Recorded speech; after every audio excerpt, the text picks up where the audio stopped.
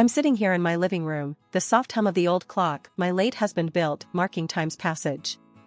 It's a small, cozy house, filled to the brim with memories, each corner telling a story of love, loss, and everything in between. My name's Margaret, but everyone close calls me Maggie. I'm 69 years young, a retired school teacher who's seen her fair share of life's ups and downs. My son, Jack, is a strapping lad of 42. Married for more than a decade, he's got a daughter, Lily, who's as bright and lively as a 10-year-old can be. Then there's Emily, my daughter-in-law. Our relationship's been, well, complicated, to put it mildly. Mom, you sure you don't need anything else done around here? Jack's voice pulls me from my thoughts as he stands in the doorway, concern etched on his face. I shake my head, offering him a smile. I'm all set, sweetheart. This old house is holding up just fine, thanks to your dad's handiwork. He nods, though I can tell he's not entirely convinced. All right, but if you need anything, you call me, okay? Don't bother with Emily, you know how she gets. I sigh. Jack, she's your wife. I don't want to cause any trouble between you two. He shrugs, a bit of frustration showing. Yeah, well, things have been tense. But we'll manage. We always do. The conversation shifts to lighter topics, Jack filling me in on Lily's latest school project and Emily's plans for the weekend. But there's an unspoken tension in the air, a distance that wasn't there before. As Jack leaves, promising to visit again soon, I can't help but feel a pang of loneliness. The house feels emptier without the laughter and chaos that used to accompany my son and his family's visits. The phone rings, shattering the silence. It's Emily, her voice icy as she speaks. Margaret, I need you to watch Lily tomorrow. Something's come up. I bristle at her tone, but my love for Lily wins out. Of course, I'll watch her. She's my granddaughter, after all. Emily's reply is curt, a simple thanks, before she hangs up. I stare at the phone, a mix of sadness and frustration churning within me. What happened to the days when Emily would chat with me about recipes and gift ideas for Jack? When did everything become so transactional? I spend the rest of the day tidying up the house, preparing for Lily's visit. It's in these quiet moments, surrounded by the love and care that went into building this home, that I find my strength. This house, built on memories, stands as a testament to the life my husband and I built together. And no amount of tension or harsh words can take that away from me. Back in the day, life was simpler, or so it seemed. I was still teaching, shaping young minds, while my son Jack was just starting to make his way in the world. Emily entered our lives like a whirlwind, full of ideas and ambition, which I admired, even if we didn't see eye to eye on everything. Mom, I want you to meet Emily, Jack had said, his eyes shining with that look of love I hadn't seen in a long while. I think she's the one. I remember meeting her for the first time. She was outspoken, a stark contrast to the quiet steadiness of my Jack. Pleased to meet you, Mrs. Thompson, she'd said, offering me a firm handshake that somehow felt more like a challenge than a greeting. I smiled, trying to ease the tension. Call me Maggie, dear. Mrs. Thompson makes me feel like I'm still in the classroom. She laughed, but it didn't quite reach her eyes. All right, Maggie it is. Jack's told me so much about you. Those early days were a mix of getting to know Emily and adjusting to the new dynamics she brought into our family. Jack was smitten, and I, despite my reservations, hoped for the best. Emily would often come to me for advice, especially when it came to Jack. Maggie, what does Jack like to eat? I want to surprise him, Emily asked one afternoon, her tone softer, almost vulnerable. I found myself warming to her in those moments. He loves beef stew, the way his dad used to make it. I can show you if you like. And so, we cooked together, a tentative peace forming between us. But it wasn't always easy. Emily had strong opinions, especially about how Jack should be advancing his career, which often led to heated discussions. Jack needs to be more ambitious, Maggie, Emily would say, her frustration evident. He's too comfortable here, too stuck in his ways. I'd bristle at her words, defending my son. Jack's doing just fine. He's building his life, his way. Not everyone needs to chase after money and status. She'd sigh, rolling her eyes. You don't get it. We need more if we're going to make something of ourselves. Despite these clashes, I saw how she pushed Jack, how they grew together. When Jack landed a well-paying job and later started his own business, I couldn't help but feel a grudging respect for Emily's drive. Yet, as their fortunes changed, so did our relationship. The visits became less frequent, the conversations more strained. Emily's requests for my help or advice dwindled until they stopped altogether. I missed my granddaughter terribly in those days. Lily was a bright spark, always eager to learn, to explore. I cherished the moments she'd spend with me, her laughter filling the house with joy. "Why doesn't Grandma come over anymore?" I overheard Lily ask her parents one day, her voice tinged with confusion and sadness. Jack was quick to reassure her. "Grandma's always welcome, sweetheart. We've just been busy, that's all." But Emily's response was cooler, more distant. "Your grandma has her own life, Lily. We can't expect her to be around all the time." I bit my tongue, refusing to let the hurt show. Instead, I focused on the love I had for my family, holding on to the hope that things would improve. It was Lily's 10th birthday, a milestone I'd been looking forward to for months. I had a special gift picked out, a book of fairy tales I knew she'd love, each story carefully chosen to spark that bright imagination of hers. But then, the unexpected happened. I didn't get an invite to the party. Not a call, not a message, nothing. It was as if I'd suddenly become invisible to them. Puzzled and hurt, I picked up the phone and dialed Jack's number. He answered on the second ring, his voice cheerful yet harried. "Hey, Mom. What's up?" "Jack, I was just wondering about Lily's birthday. Is there a party planned?" I tried to keep my voice light, but a note of disappointment must have crept in. There was a pause, then, "What do you mean?" "Emily sent you an invite weeks ago. She said you told her you couldn't make it. Said you had other plans?" My heart sank. "No, Jack, that's not true. I didn't receive anything. I wouldn't miss Lily's birthday for the world." I could hear the confusion in his voice as he replied, "That's weird. I'm sure there's been some misunderstanding. I'll talk to Emily and get back to you." But he never did get back to me about it. The next day, through the grapevine of small-town gossip, I found out the party was happening at their house, not out of town as I'd been led to believe. Feeling a mix of anger and sadness, I decided not to confront them about it. Instead, I dropped off the gift at their doorstep early in the morning, hoping Lily would at least know I'd thought of her. A few days after the party, I bumped into Karen, a neighbor, at the grocery store. She was all too eager to spill the details of the party, not realizing I hadn't been there. "Oh, Maggie, it was such a lovely do. Emily outdid herself this time. Shame you couldn't make it, though. Lily kept asking for you." Karen chattered on, unaware of the hurt her words inflicted. I forced a smile, thanking her for the update, and quickly made my excuses to leave.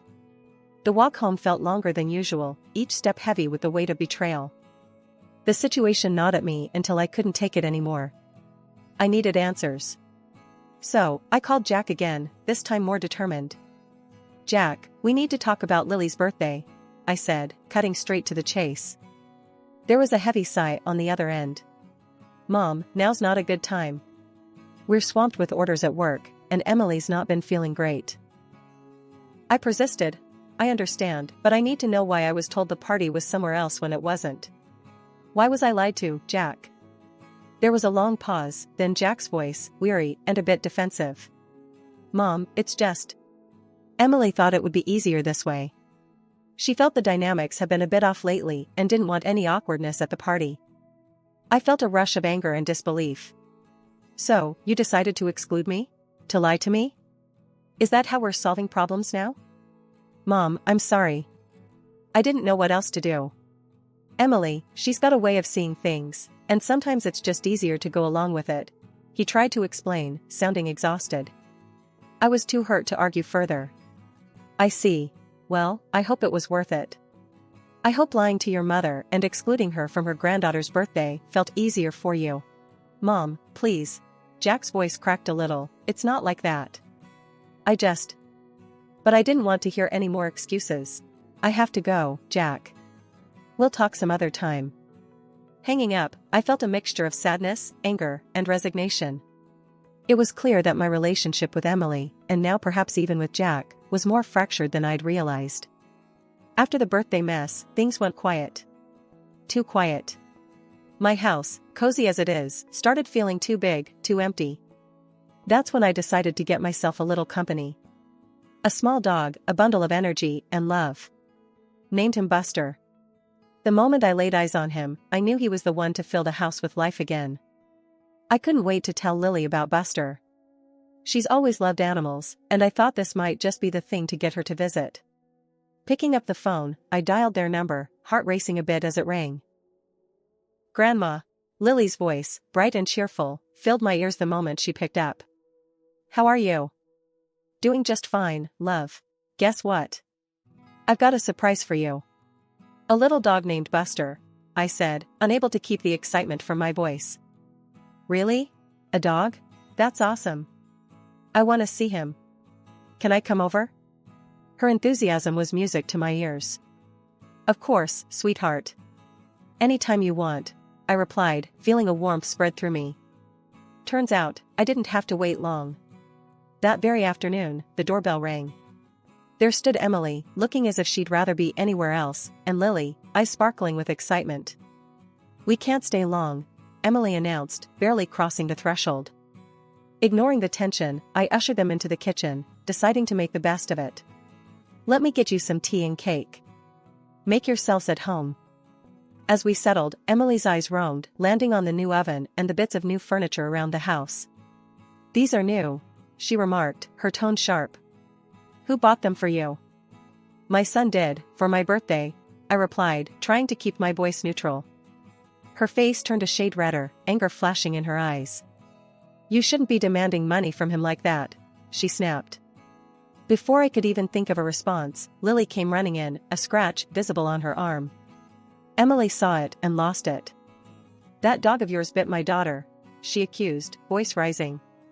"He didn't bite me, Mom." I scratched myself outside. Lily tried to explain, but Emily wasn't having any of it. "We're leaving. And we won't be back," Emily declared, dragging Lily away before I could even get a word in. Once they'd left, I felt a mix of anger and sadness. I needed some sense talked into me, so I called my sister, Carol. "Carol, you won't believe what just happened," I started, recounting the whole ordeal. Carol, ever the voice of reason, listened quietly before speaking. "Maggie, don't let it get to you. It's clear as day that dog didn't bite anyone. Emily's just looking for an excuse. But Jack won't even answer my calls now, and neither will they," I said, feeling defeated. "Give it time, Maggie. They'll come around. And if they don't, well, you've got Buster and me. We're your family too, you know," Carol replied, her voice firm yet comforting. She was right, of course. Buster wagged his tail, looking up at me with those big, loving eyes. No words needed. He was here, and so was Carol.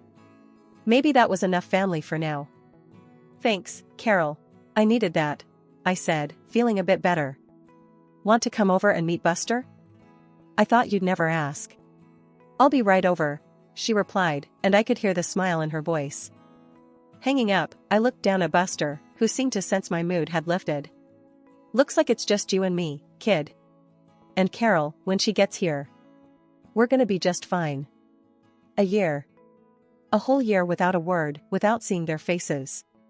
The silence was deafening, the loneliness, a constant companion alongside Buster. Then, life threw another curveball, pneumonia. It hit me like a freight train, landing me in the hospital before I even knew what was happening. Carol, bless her, was by my side every day, worry etched deep in her brows. Lying there, hooked up to machines that beeped and hummed, I felt the weight of the year's silence heavier than ever. "Carol, can you call Jack for me?" I asked, my voice barely a whisper. It was a long shot, but I had to try. She hesitated, knowing all too well the silence that had filled the void between us. But she nodded, pulling out her phone and dialing Jack's number. I listened, holding my breath, as she spoke. "Jack, it's Carol. Your mom's in the hospital. She's very sick." "Yes, pneumonia. She's asking for you." The pause that followed felt like an eternity. Then, I heard him, his voice distant but clear. "I'll come now." True to his word, Jack arrived at the hospital, a storm of emotions playing across his face. He approached my bed, taking my hand in his, eyes brimming with unshed tears. "Mom, I'm so sorry," I should have been here. He started, his voice breaking. I've been such a fool. I could barely speak, my illness and the emotion of the moment rendering me weak. Why, Jack? Why did you believe that, about Buster? He looked away, shame coloring his features. Emily told me, showed me a scratch on Lily's arm. Said Buster attacked her. I was angry, hurt. I thought I don't know. Listening to him, it was clear how deeply the lie had cut, driving a wedge between us. Jack, you know Buster. He wouldn't hurt a fly. I know now, Mom. I saw him, he's gentle. Emily, she lied to me. I'm so sorry. I should have known better. He admitted, his voice laced with regret. The admission, the apology, it was bittersweet. My heart ached for the lost time, for the pain we'd both endured because of a lie. Jack, it's okay. We're here now. That's what matters, I said, squeezing his hand, offering forgiveness, because holding on to anger would only prolong the pain. He nodded, wiping away a tear. I'm going to make this right, Mom. I promise. Hearing those words, feeling his hand in mine, I believed him. Maybe this was the start of mending what had been broken, of healing not just my body, but our family too. Things were just starting to look up when out of nowhere, trouble came knocking again. This time, it wore a suit and called itself a lawyer, claiming to represent Jack. The voice on the phone was all business, saying he needed me to sign some documents because Jack was abroad and in a bind. Something about the whole thing smelled fishy to me. First thing I did was try calling Jack, but wouldn't you know it, his phone was as good as a brick. No answer. That's when I got that sinking feeling in my gut. I rang up Carol, told her to come over quick. Something's not right, I told her, pacing the floor until she showed up. When the lawyer showed up, all smiles and handshakes, I knew I had to play it smart. He pushed a stack of papers towards me, saying it was all just formalities, that Jack needed this done pronto. I'd like a minute to read these, if you don't mind, I said, trying to buy some time. Oh, there's no need to worry. It's all straightforward, he assured me, but I wasn't buying what he was selling. I needed Carol to get a look at these documents without him hovering, so I suggested a little stroll in the garden. Let's get some fresh air, then I'll sign, I proposed. To my surprise, he agreed. While we were outside, Carol was inside, snapping pictures of the documents with her phone. Turns out, those papers were nothing short of a nightmare. They were trying to get me to sell my house for peanuts and ship off to a nursing home, claiming I was too sick to take care of myself. Before I could process it all, Emily stormed in, red-faced and yelling like a banshee. Just sign the damn papers, Margaret. Don't make this harder than it has to be. I stood my ground, refusing to be bullied. I'm not signing anything until I talk to Jack, I said firmly. That's when I called the police. Emily was livid, spewing lies about me having dementia, trying to paint me as some doddering old fool. The police showed up, and Emily switched gears, playing the concerned family member. But we had proof. I showed them the audio recording of the lawyer's spiel, and Carol showed them the photos she'd taken of the documents. Emily's tune changed real quick, then. The police took her in for questioning, and the whole house of cards she'd been building came tumbling down. After the fiasco with the lawyer and Emily's plot being foiled, things started moving quickly. The police had enough evidence to start unraveling the tangled web of lies that had been spun around me. But the real turning point came when Jack finally got back from his trip abroad. He was shocked to learn about the chaos that had unfolded in his absence. Jack came straight to my house, a mix of worry and anger clouding his face. Mom, I just landed and heard about what happened. Can you fill me in on everything? I sighed, looking at my son, seeing the confusion and hurt in his eyes. Jack, it's been a mess. That lawyer, the one Emily hired, tried to trick me into signing away the house. And if it weren't for your Aunt Carol, I might have fallen for it. Jack's face turned red with anger. That's unbelievable. Emily told me she was just taking care of some family business while I was gone. I had no idea she was plotting something like this. Carol, who had been a rock throughout this ordeal, chimed in. We caught everything on tape, Jack. And I took pictures of the documents they tried to get Maggie to sign. It's clear as day what their intentions were. Jack shook his head in disbelief. I can't believe she'd go this far. To think, she used our daughter to further her lie. I'm going to confront Emily about this. She needs to explain herself. The confrontation between Jack and Emily was inevitable. He left our house, determined to get to the bottom of things. When he returned, he was alone, his expression somber. Mom, Emily, she admitted to everything. Said she felt cornered, that she didn't know what else to do. I told her it's over. We're getting a divorce. I can't be with someone who'd put my own mother through something like this. Hearing Jack's words, I felt a mix of relief and sorrow. Relief that the truth was finally out, but sorrow for the pain my son was going through. Jack, I'm so sorry it's come to this. But I'm proud of you for standing up for what's right. Jack nodded, pulling me into a hug. I should have listened to you sooner, Mom. I'm just glad you're okay. In the days that followed, we worked on healing the rifts that had formed. Jack was a frequent visitor, often bringing Lily along, who was overjoyed to spend time with Buster and me. The ordeal had brought us closer, reminding us of the importance of family and truth. After the storm comes the calm. That's how it felt once everything with Emily was settled. Jack got the divorce finalized, and though it was a tough period for him and Lily, they started to find their rhythm again. Life at the house felt fuller, happier with their frequent visits. It was like we were all breathing a bit easier, ready to welcome whatever came next with open arms. One sunny afternoon, as I watched Jack and Lily playing with Buster in the garden, I realized how much things had changed. Jack walked over, settling down beside me with a sigh. Mom, I've been thinking, he started, watching Lily throw a ball for Buster. I want to start fresh, maybe even move closer to you. What do you think? I smiled, the idea warming my heart. I think that's a wonderful idea. Having you and Lily nearby would be a dream come true. Lily ran over, breathless and laughing. Grandma, did you see how fast Buster is? Her eyes sparkled with joy, so much like her father's. I sure did, sweetheart. He's got quite the sprint on him, I replied, hugging her close. As we sat there, chatting about school, friends, and all the little things in between, I couldn't help but feel a deep sense of gratitude. The ordeal we'd gone through had somehow brought us closer, strengthening the bond between us. Later that week, Carol dropped by for her usual visit. Over cups of tea, we reflected on the past few months. As the days turned into weeks, and the weeks into months, our lives found a new normal. Jack and Lily did move closer, just a few streets away, making spontaneous visits a regular occurrence. The laughter and love that filled my home were a balm to my soul, healing old wounds and bridging any gaps that had formed.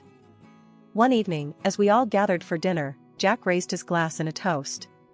To new beginnings, to family, and to a future filled with love and laughter. We've come through the storm, and now it's time to enjoy the sunshine. We all echoed his sentiment, clinking glasses and sharing smiles. It was a simple moment, but it held the weight of everything we'd endured and overcome together.